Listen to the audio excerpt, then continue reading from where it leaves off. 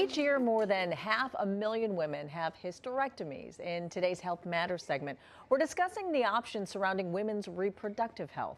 And we're joined this morning by New York-based OB-GYN, Dr. Kameelah Phillips, whose new book, The Empowered Hysterectomy, Your Complete Handbook to Diagnosis, Decision, and Treatment, is out this month. So thanks so much for being with us. Thank you for having me. I appreciate you being here. But first, before we go any further, though, we do want to warn our viewers that this conversation does involve some, intimate issues that may not be appropriate for everyone. So let's get to it. Yes. So you actually founded Kameelah Women's Health in Manhattan, and a lot of women go to you when they're like, but there's no more options. So first of all, I think there's a lot of misunderstandings or not really a complete understanding of even what a hysterectomy is.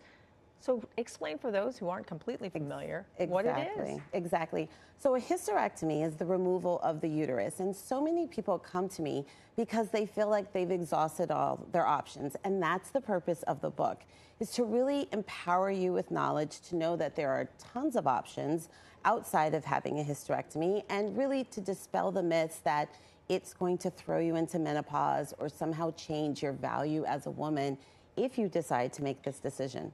Yeah, it doesn't throw you into menopause. Not always, and that is what people associate a hysterectomy with: removal of all of your reproductive organs. And we're really only talking about the uterus.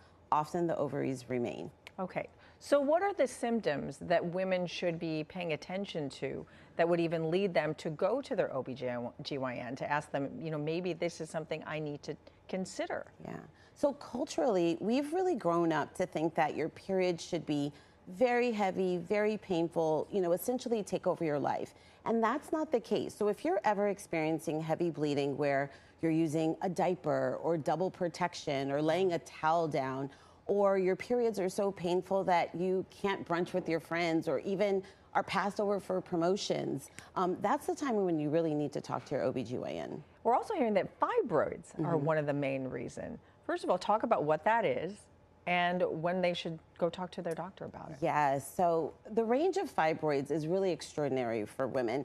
Anywhere from 5 to 80% of women can have fibroids, which are tumors of the muscle, always for the most part benign.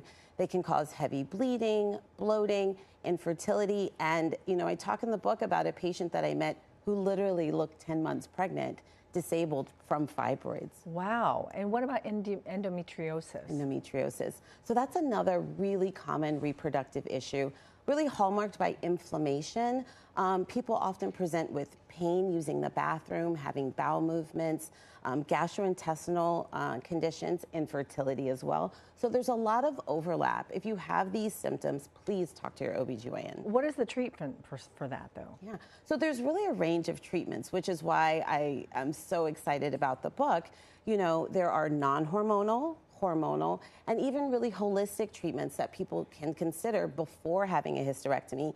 And really one of the great holistic ones is going plant-based. That's really been important. So let's talk about the symptoms then for endometriosis. Can you just kind of lay out what are some of the symptoms so folks can say, okay, well, maybe this is what the issue is with me? So pelvic pain outside of your period, pain when you're having intercourse, pain with using the bathroom, whether that's number 1 or number 2, a chronic fatigue, like you just always feel very tired, and infertility are the top ones that I see.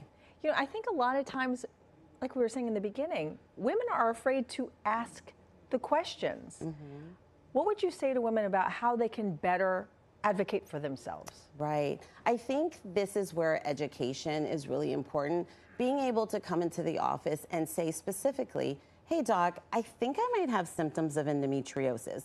I think I might have fibroids. So you can really lead the conversation about what your concerns are, and then you and your doctor collaboratively can take it from there. But let's say the only option is to have a hysterectomy. Can you talk about the prep for that and then the recovery process afterwards? Right. So if you decide to have a hysterectomy, it's important that you understand the type of hysterectomy, what your recovery can look like. People often think they're going to be laid up for weeks, and that's generally not the case, especially with some of our non-invasive treatments that we have now. Many people are back on their feet within days to weeks, and it's not what we used to think as such a debilitating procedure. What do you mean there are different types of hysterectomies? So there are hysterectomies where the uterus can be removed from the vagina, where the uterus can be removed minimally invasively, and these are small incisions on the belly. So it's not always a large incision that we used to do primarily our hysterectomies by. Yeah. But the bottom line is? The bottom line is, if you decide to have this procedure, it's just important that you're informed, you're empowered about your choice, and you're doing what's right for you without coercion from anyone else. All right, great.